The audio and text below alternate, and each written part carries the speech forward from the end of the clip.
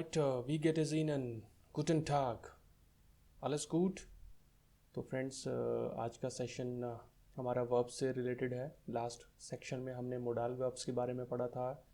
आज हम separable verbs के बारे में पढ़ेंगे। ये भी बहुत इम्पॉर्टेंट कंटेंट है, इम्पॉर्टेंट टाइप है वर्ब्स का। तो चलिए चलते हैं मेरी स्क्रीन पर। Welcome to the German mentor, learn German with ease. देखते हैं आज का सेशन। जैसा कि मैं आपको बता ही चुका हूँ कि आज का जो टॉपिक है वो है सेपरेबल वर्ब्स। तो फ्रेंड्स, सेपरेबल वर्ब्स को हम जर्मन में ट्रेनबारे वर्बेन भी बोलते हैं। और मीनिंग देख लेते हैं। सेपरेबल वर्ब्स का मीनिंग क्या है ये चीज़। तो वन बाय वन करके आपको बताता हूँ। नोट्स जो मैंने यहाँ पर बनाए हैं आपके लिए। Separable verbs in German language have prefixes before infinitive part. तो रेड कलर में मैंने मेंशन किया है। ये क्या होता है, एक वर्ब होती है, उसके आगे एक प्रीफिक्स लगा होता है। तो प्रीफिक्स और इन्फिनिटिव वर्ब जब दोनों कंबाइन हो जाते हैं तो उसको हम एक सेपरेबल वर्ब बोलते हैं, यानी कि ट्रेनबार वर्ब या ट्रेनबार वर्बन। दूसरा पॉइंट ये कहता है there are many verbs which have these prefixes at the beginning. तो जर्मन लैंग्वेज के अंदर बहुत सारी वर्ब्स हैं, रिपीट होती रहती हैं, जिनके आगे ये प्रीफिक्स लगा होता है। थर्ड पॉइंट ये कहता है कि the main verb will conjugate with the subject and the prefix gets placed at the end of the sentence. जब हम कोई भी सेपरेबल वर्ब यूज़ करते हैं एक सेंटेंस के अंदर, तो जो उसका इन्फिनिटिव फॉर्म होता है वो सब्जेक्ट के साथ कॉन्जुगेट हो जाता है, और जो उसका प्रीफिक्स होता है वो सेंटेंस के लास्ट में चला जाता है। तो आने वाली स्लाइड में मैं आपको सेंटेंस की फॉर्मेशन करके बताऊंगा, आपको समझ में आ जाएगा कि ये पॉइंट क्या बोल रहा है। और फोर्थ पॉइंट है the main verb can either regular और इरेगुलर वर्ब। तो वो तो आप देख ही चुके हैं पिछले सेशन में रेगुलर और इरेगुलर वर्ब के बारे में। तो कोई भी रेगुलर या इरेगुलर वर्ब हो सकती है और उसके आगे ये प्रीफिक्स हो सकता है। अब चलते हैं आगे और समझते हैं कि सेपरेबल वर्ब्स के जो प्रीफिक्स होते हैं वो कौन कौन से होते हैं। तो ये हमारी स्क्रीन पर हैं। सेपरेबल वर्ब्स ट्रेनबारे वर्बन, the following are the prefixes belong to the separable verbs. ये टोटल 14 प्रीफिक्सेस हैं। इसके अलावा और भी होते हैं, बट ये जो 14 हैं ये मेन हैं, ये फ्रीक्वेंट यूज़ होते हैं, मोस्ट ऑफनली यूज़ होते हैं और यही रिपीट होते रहते हैं। तो वो मैं आज आपको सारे बताऊंगा और एक एक करके इन 14 प्रीफिक्स का एग्जाम्पल आपको बताऊंगा सेंटेंसेस के साथ, आपको समझ में आएगा। तो एक बार रिपीट कर देता हूँ, गो थ्रू कर देता हूँ ये 14 जो प्रीफिक्स हैं।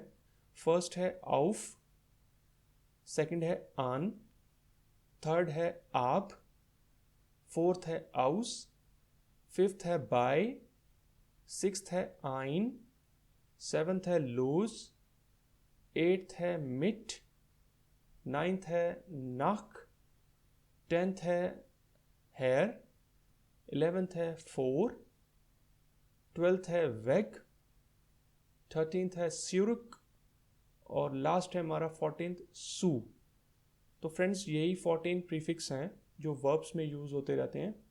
अब वो कौन कौन सी वर्ब हैं, एक एक प्रीफिक्स का एग्जांपल मैं आपको बताऊंगा। चलते हैं आगे और एक्सप्लोर करते हैं सेंटेंसेस की फॉर्मेशन के साथ प्रीफिक्सेस को। ओके, सेपरेबल वर्ब्स, ट्रेनबारे वर्बन, एग्जाम्पल्स विद सेंटेंसेस।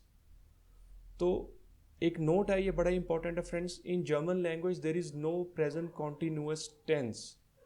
ये आपके लिए बेनिफिट हो गया कि जर्मन लैंग्वेज के अंदर कोई प्रेजेंट कॉन्टिन्यूअस टेंस नहीं होता है। इंग्लिश में जैसे फॉर्म्स होते हैं प्रेजेंट इंडेफिनेट, फॉर एग्जांपल कि मैं जर्मन पढ़ता हूँ, और प्रेजेंट कॉन्टिन्यूअस टेंस मैं जर्मन पढ़ रहा हूँ। बट जर्मन लैंग्वेज में ऐसा नहीं है, मैं जर्मन पढ़ता हूँ या जर्मन पढ़ रहा हूँ, ये एक ही चीज़ है। तो प्रेजेंट कॉन्टिन्यूअस टेंस तो जर्मन के अंदर है ही नहीं। तो ये तो आपके लिए एक नोट हो गया, बहुत ही इंपॉर्टेंट। अब जो पिछली स्लाइड में मैंने आपको प्रीफिक्सेस बताए थे वो अब आपके सामने हैं, एक एक करके आपको बताऊंगा। इसमें अभी फ़िलहाल 4 प्रीफिक्स के सेंटेंस हैं, आगे आपको कवर करूंगा। तो पहला जो था वो था हमारा आउफ। तो देखिए स्क्रीन पर आप, prefix, verb, meaning and sentence. पहला है हमारा आउफ। वर्ब है, कोई भी एक वर्ब मैंने ले लिया है, आउफ स्टेन। aufstehen, इसका मतलब होता है to wake up, to wake up. Sentence देख लेते हैं। Ich stehe 8 Uhr auf। तो इसमें देखिए जो रेड कलर में मार्क है, Ich stehe, तो वर्ब था aufstehen, तो auf हो गया प्रीफिक्स और stehen हो गया इन्फिनिटिव पार्ट, एक्चुअल वर्ब। तो जो सेंटेंस में मैंने बनाया, इश के साथ स्टेहन कॉन्जुगेट हो गया। इश स्टेह कॉन्जुगेशन आपको पता होगा, मैं आपको बता चुका हूँ, वो रिपीट नहीं करूँगा। इश स्टेह आक्टुअर, जो आगे का प्रीफिक्स था आउफ, वो लास्ट में चला गया सेंटेंस के एंड में।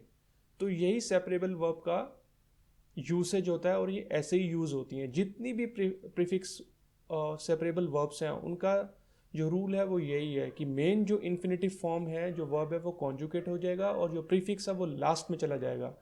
तो इश स्टेह आक्टुअर आउफ, I wake up at 8 AM। Second है आन, तो वर्ब है आन कॉमन, इसका मतलब होता है टू अराइव।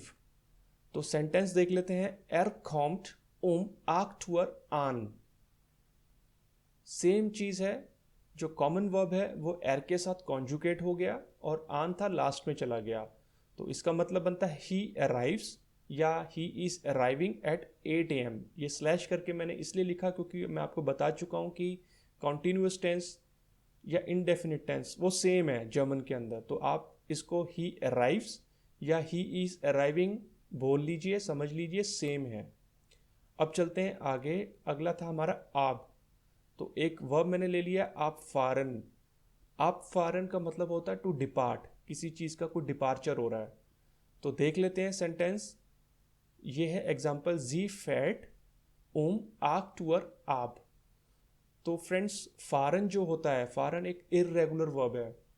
तो यहाँ पे इर्रेगुलर वर्ब का मैंने आपको बताया था कि डू और एर्जियस फॉर्म में उसकी कॉन्जुगेशन अलग होती है, ये कोई रूल या पैटर्न फॉलो नहीं करते हैं। तो वही एग्जांपल यहाँ पर है, जी फैट आक्टुअर आब।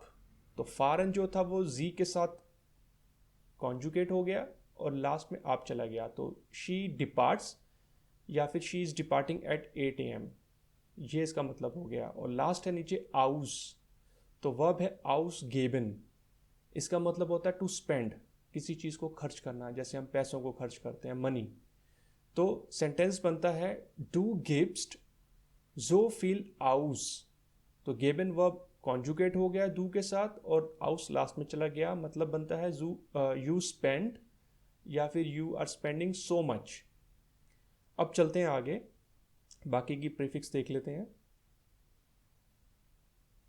ओके, तो अब जो स्टार्टिंग है वो है बाय, ये प्रीफिक्स है बाय। वर्ब है बाय त्रागन, इसका मतलब होता है टू कंट्रीब्यूट, टू कंट्रीब्यूट कुछ हिस्सा देना, वर्ब है। सेंटेंस बनता है एर ट्रैक्ट जो फील गेल्ड बाय। सेम कॉन्सेप्ट है, सेम रूल है, मतलब बनता है ही कंट्रीब्यूट्स, या इसको बोल सकते हैं ही कंट्रीब्यूटिंग सो मच मनी। तो सेकंड है हमारा आइन, आइन लाडन, इसका मतलब होता है टू इनवाइट, किसी को आमंत्रण देना। तो एग्जांपल है जी लेडिट डेन लेरर आइन, शी इनवाइट्स या इनवाइटिंग द टीचर। तो लाडन जो होता है लाडन जो होता है ये इरेगुलर वर्ब है, तो लाडन कॉन्जुगेट हो गया जी के साथ और आइन चला गया पीछे। अब देखते हैं लोज। तो वर्ब है लोज गेन, इसका मतलब होता है टू लीव। वी आर गेन फ्रॉम हियर लोज, वी लीव या we are living from here, same चीज़ है, रिपीट नहीं करूँगा। फिर है मिट, मिट माखन, टू पार्टिसिपेट, डू मार्क्स्ट आम सेमिनार मिट, यू पार्टिसिपेट या फिर you are participating in seminar. Clear हुआ? और नीचे है नाक। तो नाक आर्बाइटन, टू रीफिनिश, किसी चीज़ को आप जब रीफिनिश करते हैं, उसको एक नया उसको बनाते हैं, तो वो ये वर्ब होती है नाक आर्बाइटन। तो एग्जाम्पल, जी आर्बाइटन डेन राउम नाक, दे रीफिनिश या फिर they are refinishing the room.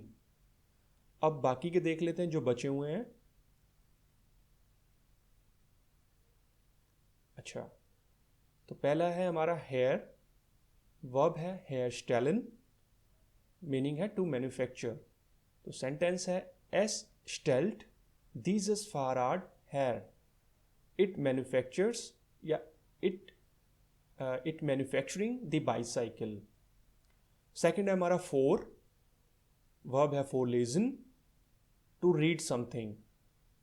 Example एर लीस्ट देयर लाउड फोर, ही रीड्स या फिर he is reading very loud. Third हमारा प्रीफिक्स है वेग, वर्ब है हमारी वेग नेमन, मीनिंग है टू टेक अवे। एग्जाम्पल एर निम्ट डी ब्यूशर वेग, ही टेक्स या he is taking the books away. फिर सेकेंड लास्ट है हमारा स्यूरिक, वर्ब है स्यूरिक कॉमन टू कम बैक। सेंटेंस है जी कॉमन हियर स्यूरिक, दे कम या they are coming here back. Last है हमारा सू, वर्ब है सू माखन, मीनिंग है टू क्लोज, किसी चीज को बंद करना। तो सेंटेंस है जी मार्क्ड देन कंप्यूटर सू, शी शट्स डाउन या she is shutting down the computer.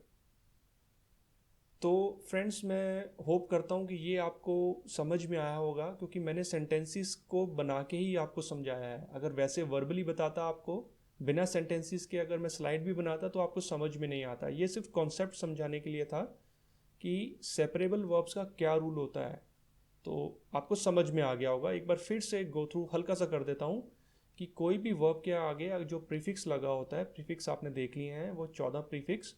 तो सेंटेंस का जो प्रीफिक्स के आगे का हिस्सा है वो इन्फिनेटिव वर्ब होता है। वो इन्फिनेटिव वर्ब को हम सब्जेक्ट के साथ उसके अकॉर्डिंग कॉन्जुगेट करेंगे।